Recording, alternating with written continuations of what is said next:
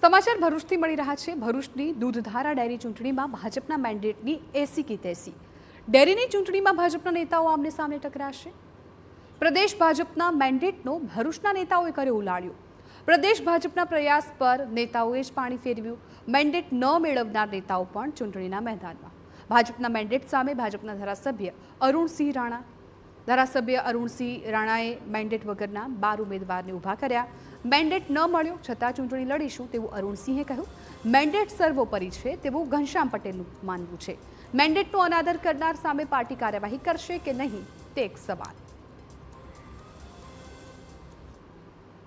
અમારી થવાની થશે એવું અમને પણ પોતાને એવી અમને ખબર નથી। થાય તો તમારું શું સ્ટેન્ડ? અમારો કોઈ નિર્ણય ક્લિયર છે કે વિકાસ પેનલ ભારતીય જનતા પાર્ટીની છે અને રહેવાની છે, ગોત્ર બદલાવાનું નથી।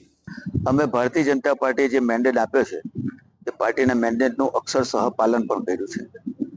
બાકીના લોકોએ સામે જે પેનલ બનાવી છે એ એક અલગ અલગ નામે બનાવી છે।